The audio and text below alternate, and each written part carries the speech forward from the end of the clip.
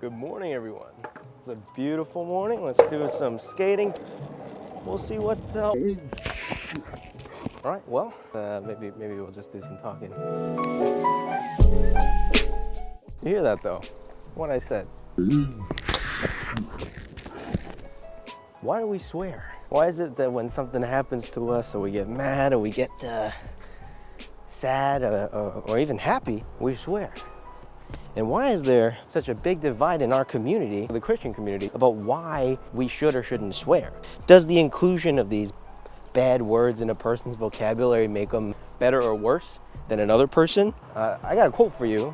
Catherine Scholes, a writer for The New Yorker, said she had a book come out that was, and reviewers for that book gave her these review downs simply because the book contained profanity.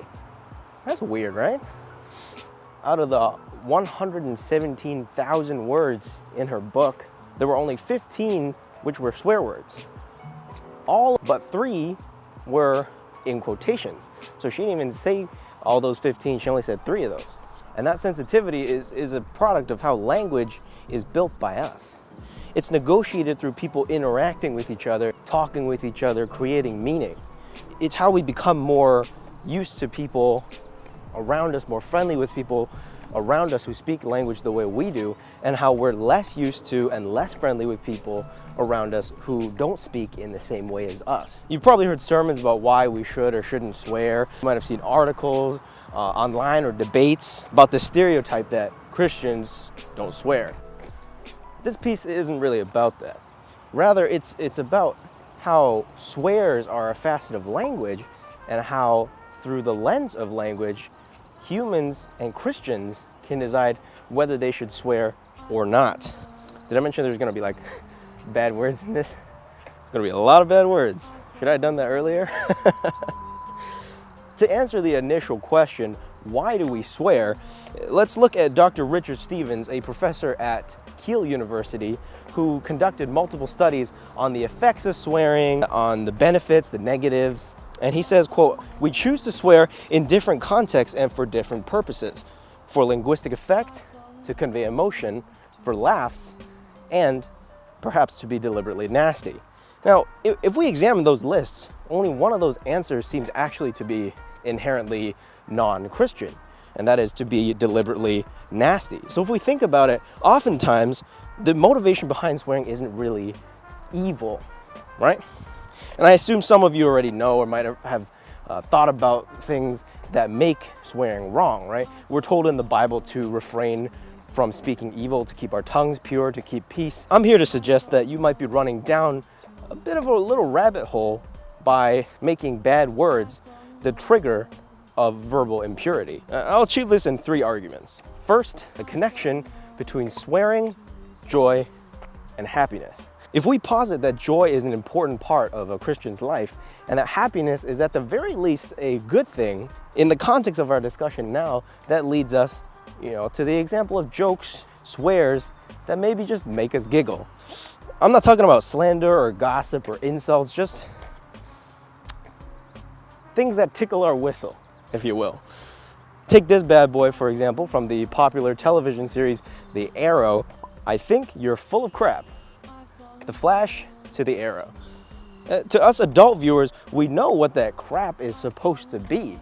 It's supposed to be shit, right? And while it's supposed to be a straight, serious statement with a lot of gravity, a lot of us just can't help but find it funny that 2 grown men in tight suits can't actually say shit. When we tell jokes, when we tell stories, the building blocks of human communication, a well-placed exclamation can emphasize, create humor, and just change the way a story is told. It's because these taboo words have a certain place in our society that they can be used in these certain ways to entertain, to persuade, to unite. I'll give you an example. I was in a Subway ordering a meatball marinara, man. I was ordering a meatball marinara, and the guy's all jittery. He's giving me, he's making my sandwich. He rings up the sandwich, and suddenly he just bursts out, I just really want to get the fuck out of here because my girlfriend's water just broke and my boss won't let me go. And I was like, damn, man. You just said the F-bomb to me? You're working at a Subway? You're not afraid of getting fired? And immediately, though, I felt, not because of his situation only, but also because of the way he said it and how intimately and vulnerably he said it, how he opened up to me. I felt this kind of empathetic connection to him. Yeah, I know a lot of Christians who would probably be taken aback or think that this use of the F-bomb was unnecessary. And that leads us to point 2, extreme stress or emotional outpouring. My unlikely Subway friend wasn't swearing at me. He wasn't swearing at anyone. No, he was facing a problem, a conflict that he needed to somehow solve or release. Excuse me. And how do humans deal with conflict? A lot of the times we go to community, right? We find community, we find solace in our friends, in our family. And this is the uniting power, perhaps, that I want to suggest that these taboo words might hold. They represent something so humanly human that we can all relate to them. This guy was a stranger to me, Subway guy. If he hadn't sworn, I might have just sympathized with him, verbally been like, oh man, I know how you feel, and been on my way. But I knew how badly he felt, how desperately he wanted to get out of there. His girlfriend was giving birth, he's stuck in a Subway, and I was like, I feel you, dude.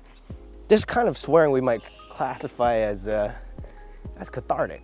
It's that release from built-up strong emotions. There's a huge number of psychological studies that show the detrimental effects of bottling up emotions. And so in this case, we see swear words used to release and at least partially resolve conflict. As I said before, Subway friend wasn't swearing at anyone, and that's the matter of concern, right? Swear words used at someone, an insult. It seems that swear words have taken the fall in this circumstance for being the words that are always bad. Unfortunately for us, speaking out in anger, insulting someone, lashing out at someone, tearing someone down, can be done without really ever speaking one real swear word. So it's important to remember that the actor and the completer of the insult is ourselves, our hearts, not the words we choose. While some words might hurt more than others, the decision we make to act against another person in anger will govern whether or not the words we speak are evil. As a rather crass example, I could be getting ready to go out, to see Infinity War with my boys, and I see my best friend all dolled up, with his little pretty Infinity Gauntlet, and I'm like, you sexy bitch. And you'd have to twist my words some weird kind of way to get it to the point where that is not a compliment. Whatever the issue, making the word take the blame takes that blame off of ourselves, we who are the actual doers of the evil. And that leads to our third point, relevancy. Tony Campolo, a pastor and activist, has been quoted saying, first, 30,000 kids died last night of malnutrition and other diseases related to starvation. Second, most of y'all don't give a shit. What's worse is that you're more upset with the fact that I just said shit than the fact that 30,000 kids died last night. It's really just that. When we place the blame on the word, we take the blame off ourselves, and we also begin to blame other people for the words they say without really ever thinking about the context in which they say them or what they actually mean. Something along the lines of, you shouldn't swear during a sermon because you're using the same mouth to swear that you're using to preach God's word. Why not? As we learned before, 3 of the 4 main functions of swearing, linguistic effect, to convey emotion, to create laughs, are components of sermons that are pretty commonly seen. As the saying goes, if the pants fit, put them on. If the shoes fit, put them on. If the pants fit, put the pants on. If the shoes fit, wear them. If the shoes fit, wear those shoes. Saying "oh fiddlesticks" when I spill a cup of water is not a superior choice for a Christian to use than saying "oh shit." You know, I'm not trying to communicate anything about a fiddlestick, a violin bow, but I'm also not trying to communicate something about poop when I say shit. There's an actor I follow on Instagram, Stephen Amell, and he posted this picture some time ago in support of this organization. And if you look at the picture, what does it say? Well, it says, fuck cancer. It's this organization that specializes in the prevention, detection, and support of those affected by cancer. And I don't know about you, I've had close family and friends affected by cancer, and yet Christians are boycotting movies, organizations, people, books, whatever, for using these words. And yeah, we can find another cancer prevention organization. It's not like there's only one, but that's so blinding. That's so single-minded to fit into the stereotype of Christians don't swear. It's that negative stereotype that results in this us versus them mentality. Any communications class will teach you to be very careful of stereotypes because, well, they put you in a box. They diminish your humanity. It's pretty harmless to assume, yeah, that I'm good at math, because I am good at math. Yeah, I'm Asian, thank you. But it's far less harmless to assume that black people go around in the hood looking for violence. Stereotypes are no good. They're those irrational fears and prejudices that we put up that force us into this us versus them mentality. So why do colleges have communications majors? Why do they have classes called intercultural communication? It's to teach us to be aware that there's so much we don't know. There's so much that we can learn. There's so much we're ignorant of, regardless of how diverse we are or think we are.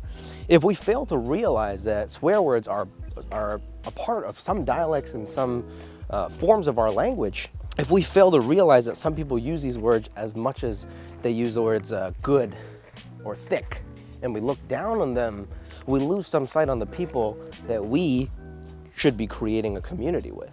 A common argument run by pastors and theologians is that we shouldn't swear because societal convention has made shit dirty and poop not, or the F word is dirty and sex is not.